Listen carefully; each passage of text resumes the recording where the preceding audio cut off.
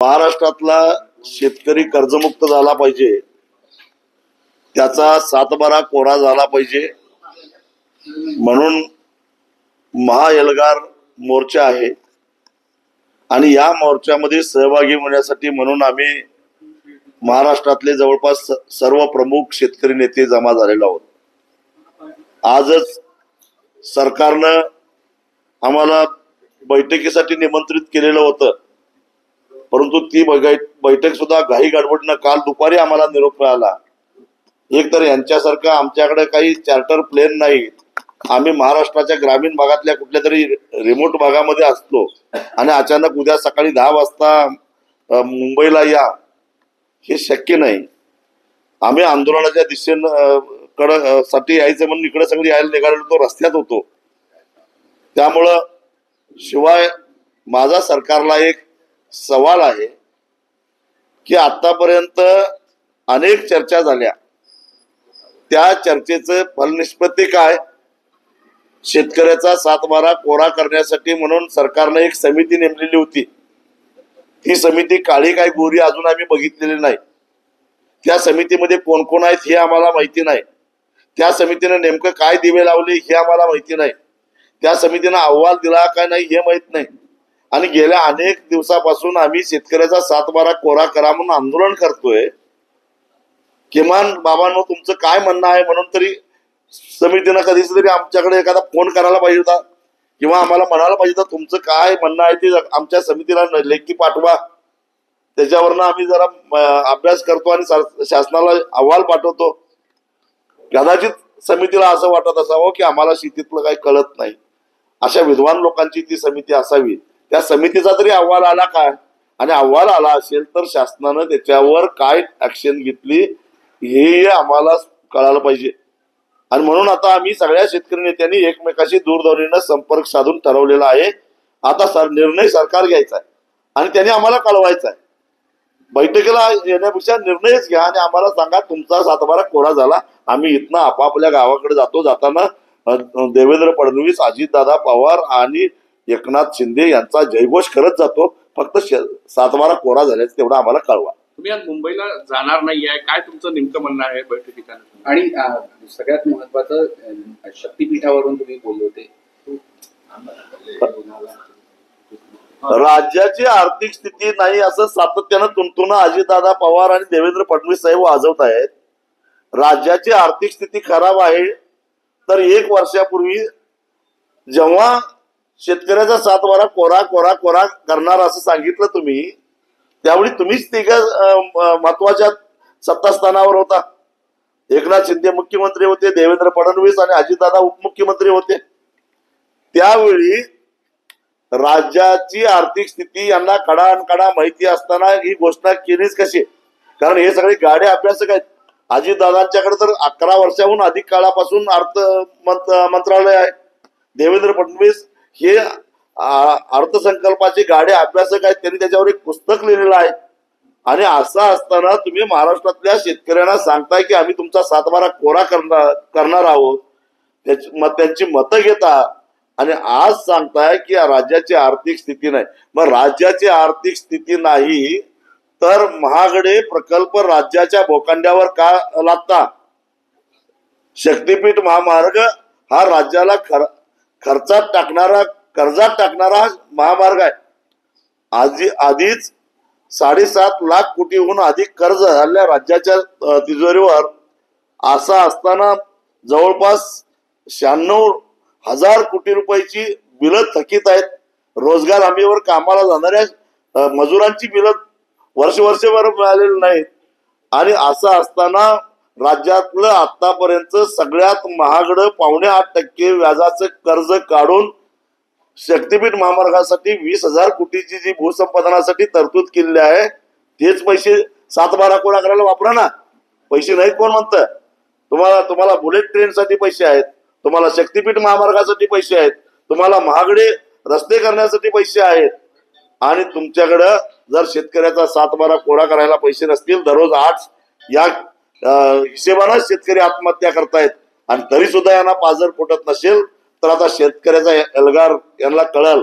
काल एका शेतकऱ्यांना फक्त तहसीलदाराची गाडी फोडलेली आहे मंत्र्यांच्या गाड्या सुरक्षित राहणार नाहीत हे लक्षात ठेवा. तुम्ही आज मुंबईला वसंतदादा शुगर इन्स्टिट्यूटची इन्क्वायरी लावलेली आता माहिती येते त्यावर.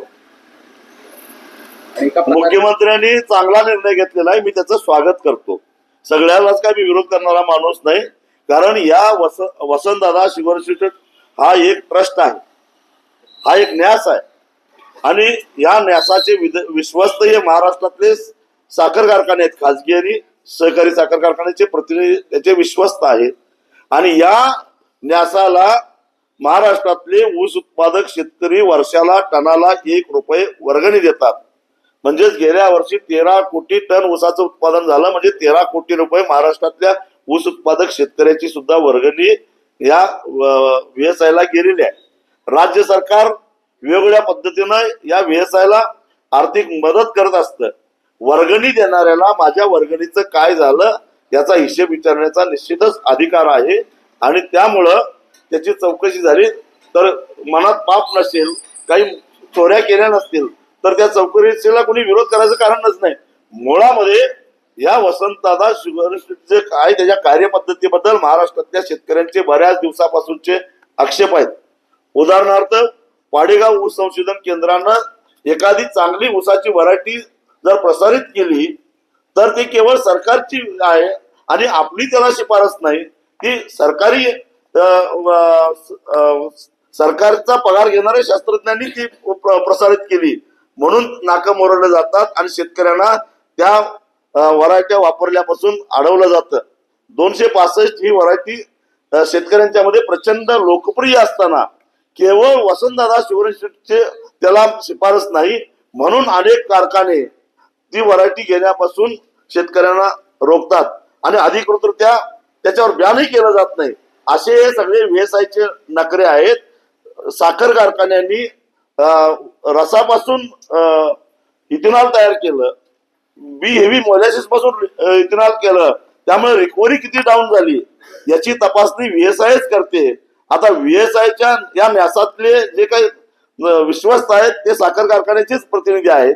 म्हणजे VSIचे शास्त्रज्ञ या विश्वस्तांचे नोकर आणि त्यांनी त्यांच्याच कारखान्याची तपासणी केली. म्हणजे हेडमास्टरनच विद्यार्थ्याचा आपल्याच बोराचा पेपर तपासायचा म्हणजे त्याला मार्क जास्त मिळणारच, इथं ऊस उत्पादकाला न्याय मिळत नाही. अशा अनेक गोष्टी आहेत आणि याच्यावर आता जाहीरपणानं चर्चा होण्याची आवश्यकता आहे. मोहोळ आणि दंगेकर यांच्या वादानंतर आता जैन धर्मगुरू म्हणाले की हॉस्टेल सुरू राहीपर्यंत आमचा लढा सुरूच राहणार. काय 100%, कारण हा लढा मुळात 250 विद्यार्थ्यांना जून महिन्यापासून हकललं गेलं त्या हॉस्टेलमधून आणि त्यांच्या हक्कासाठी उभा राहिलेला हा लढा आहे. जोपर्यंत विद्यार्थी परत येत नाहीत आणि बेकायदेशीरित्या कायदा धाब्यावर बसून नियमबाह्यरित्या हा जो विक्रीचा व्यवहार आहे तो रद्द होऊन त्या 3.5 एकर जागेवर पुन्हा HND ट्रस्टचं नाव लागत नाही तोपर्यंत लढा हा चालूच राहणार. मुंबईत आज बैठकीसाठी तुम्ही जाणार नाही, काय तुमची भूमिका असणार आहे बैठकीच्या? एक तर अतिशय घाई गडबडीनं आम्हाला निरोप दिला गेला. मी आधी स्पष्ट केलेलं होतं की आम्ही महाराष्ट्राच्या कानाकोपऱ्यामध्ये कुठेतरी खेड्यापाड्यामध्ये असतो. यांच्या मंत्र्यांच्या सारखं आमच्याकडे काही चार्टर फ्लाईट नाही की निरोप आला की लगेच मुंबईला गेलो. काल दुपारी निरोप आला त्यावेळी आम्ही नागपूरच्या दिशेने यायला निघालेलो होतो आणि त्यामुळे मुंबईला जाणं शक्य नव्हतं. हा एक भाग.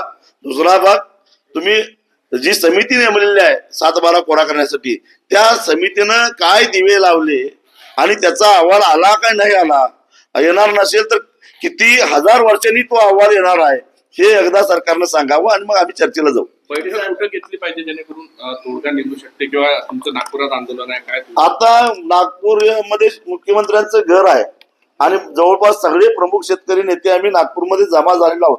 आता आम्ही काय नागपूरला गेलो तर आम्हाला लागतील समृद्धी महामार्गाने गेलो तरी सुद्धा काही आम्ही 10 तासापेक्षा जास्त उशीर लागणार. त्यामुळे मुख्यमंत्र्यांनी विमानानं यावं, इथं बैठक इथंच करून टाकावी. शेट्टी साहेब, हिवाळी अधिवेशनासाठी डागडुजीचं काम सुरू झालेलं आहे. अनेक बंगले डागडुजीसाठी तयार होत आहे. विधानसभा अध्यक्षांच्या बंगल्यावर तब्बल 1 कोटींचा खर्च करण्यात येतो केवळ डागडुजीसाठी. सगळंच काही काढून टाकण्यात आलेलं आहे. याची तुलना मी फ्रान्सच्या राजाबरोबरच करेन. इथं शेतकरी आत्महत्या करतायत, ठेकेदार बिल मिळत नाहीत म्हणून आत्महत्या करतायत आणि माझ्या माहितीप्रमाणे विधानसभा अध्यक्षांच्या बंगल्याच्या दुरुस्तीसाठी 1 कोटी रुपये काहीतरी खर्च होत आहे असं मी ऐकलं. अहो 1 कोटीत नवीन बंगला आला असता की. असं वागू नका. फ्रान्सच्या राजाची अवस्था काय झाली हे कळालं नाही का? विधानसभा अध्यक्षांनी याचा बोध घ्यावा, नाहीतर नेपाळ महाराष्ट्रात यायला वेळ लागणार.